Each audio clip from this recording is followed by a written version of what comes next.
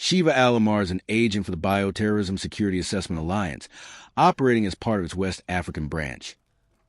2. She was assigned to the current mission to assist Chris Redfield, who was unfamiliar with the area. A versatile fighter with extensive infield experience, her ability to use firearms is on par with Redfield. She is much smaller and more flexible than Redfield, enabling her to perform certain maneuvers that Redfield cannot. In turn, this allows Redfield to throw her up to high ledges or over large gaps in order to reach areas or objectives that a lone operator couldn't reach. Alomar was born around 1986 and spent her childhood in West Africa. While the specific nation has not been determined, the prevalence of French-speaking officials in its government indicated to be a former French imperial possession. For those in rural communities, poverty was rife, with the unique exception of Umbrella No. 57 plant, which maintained a company town with higher standards of living which she and her parents enjoyed. In 1994, Umbrella initiated a T-virus combat date experiment, infecting one of the workers who would serve as patient zero for an outbreak. As the outbreak escalated, the local USS Garrison acted on orders to massacre the entire town's population, both resolving the biohazard threat and silencing witnesses. Alomar herself escaped the massacre by hiding. The following day, Umbrella and the government announced that an accident had taken place at the plant, resulting in the deaths of all workers there. Alomar herself was rescued by an uncle a day later, who had presumed everyone dead and had intended to loot the house of its possessions. Unable to stay in the town, Alomar left to live with him and her 7 cousins. Having had a more prosperous upbringing, Alomar's health quickly deteriorated due to malnutrition, made worse by Umbrella refusing to set up a compensation scheme for victims' families. Some 2 months after the incident at the No. 57 plant, Alomar ran away across the savannah in search of her former home. After 2 days of running, she collapsed on a cold night, but was rescued by guerrilla fighters operating in the savannah who had happened upon her while driving. During her recovery with them, the fighters were able to radicalize her by revealing their knowledge of the classified nature of the accident and that the government collaborated in the cover-up. Over the next 7 years, Alomar lived with the guerrillas at their camps, initially fulfilling menial roles such as laundry and cooking, but later on being given firearms training as a child soldier under the belief that a teenage girl will be the least likely to draw attention. In 2001, Alomar got the attention of British and American spies active in the region. Taking pity on her, they slipped her information regarding a bioweapons deal being conducted between the Umbrella and the guerrillas, who had in secret eschewed their previous anti-colonial beliefs in favor of bioweapons to serve their insurgency. 3 days after meeting, Alomar made her decision to help them by leaving a door unlocked at a building being used for the transaction and, wearing a wire, obtained vocal evidence of the illicit deal. Immediately after, the building was raided Ostracum agents belonging to the Anti-Umbrella Pursuit and Investigation Team. The Umbrella broker had disappeared, while Alomar and the other guerrillas were dragged to U.S. consulate to avoid interference from the corrupt government. After 2 days in detention, the guerrillas were freed, with Alomar escorted out of the country by plane with a U.S. passport provided to her by the American spy, who became her legal guardian for the rest of her adolescence. Within 6 months, she had mastered English and advanced in her education, both catching up to her peers and excelling them. At the age of either 17 or 18, Alomar was enrolled at university. Following graduation, Alomar enlisted in the Bioterrorism Security Assessment Alliance on the advice of her guardian, who himself received a position within the Bioterrorism Assessment Committee, which oversaw the organization. For political reasons, her previous ties to terrorism and bioweapons were kept confidential. This did not, however, prevent rumors of her being a survivor of a bioweapons incident spreading.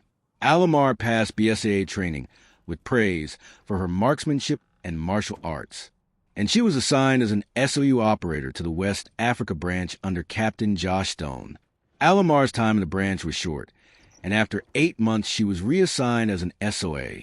This change in career fit well with Alomar's prior experience with the guerrillas, as SOAs tended to operate in plain clothes as observers during SU operations.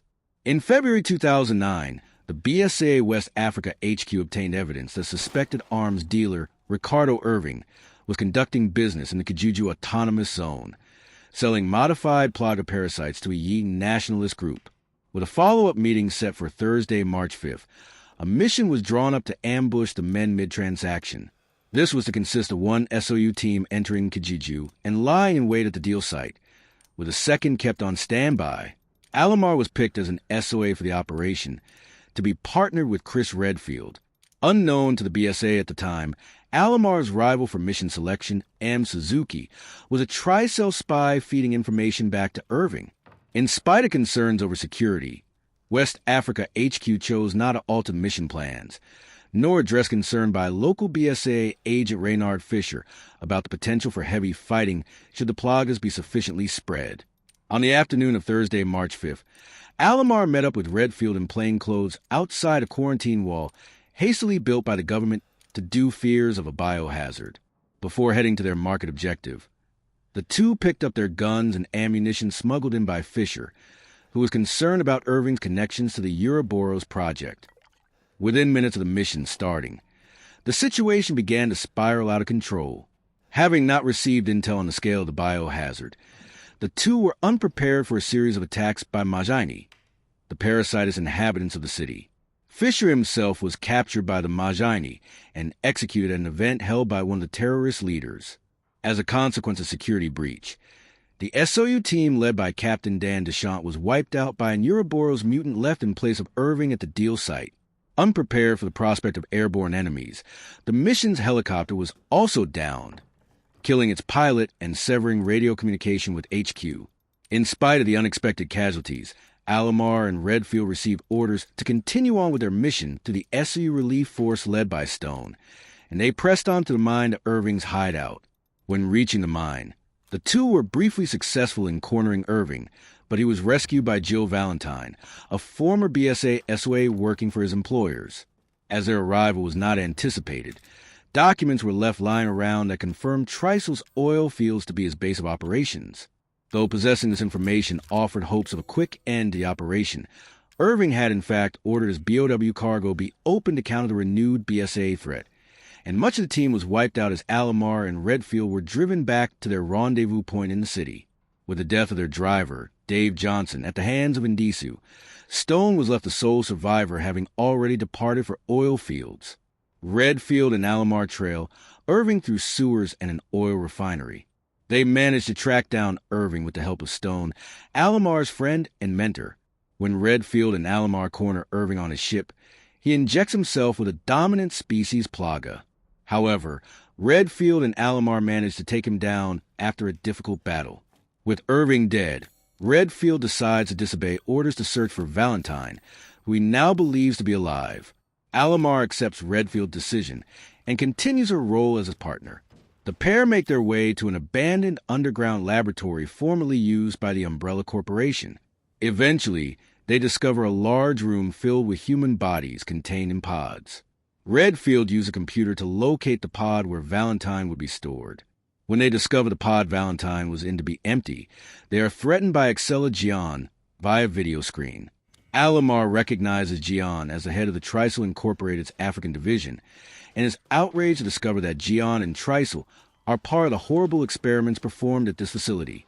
Alomar also realizes that Gian lied about not knowing where Valentine was.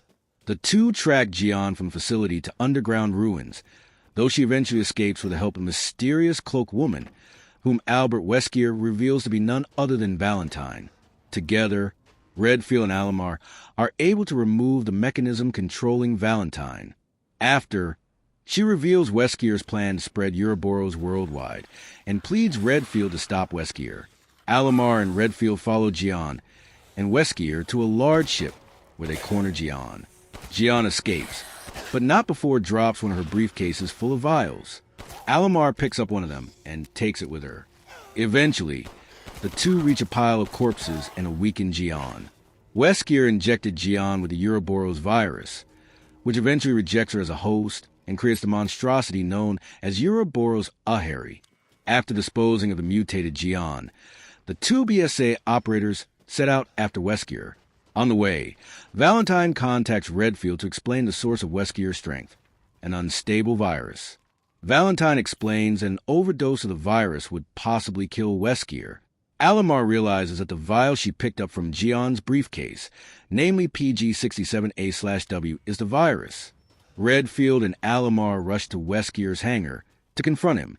After a difficult battle, the two are able to inject the virus into Weskier's chest by getting rid of the light to decrease Weskier's vision and using a night vision RPG-7 with his body weakening and the two BSA members on his tail. Weskier escapes to his jet. Redfield and Alomar climb in through the cargo hold to stop Weskier. Mid-flight, Redfield opens a cargo hold, sucking Weskier out the back of the jet. A celebration of Weskier's demise is short-lived when Weskier grabs Alomar's leg in an attempt to take her with him. With Redfield's aid, Alomar is saved, and Weskier falls into a volcano courtesy of a gunshot to his head. Severely outmatched, Weskier has no choice but to combine Ouroboros with himself and attack the two with amazing strength. After a lengthy fight, Weskier is shot down into the molten magma, while Redfield and Alomar escape with Valentine and Stone. Weskier, however, is not one to give up and grabs a helicopter leg with his tentacle-like arm.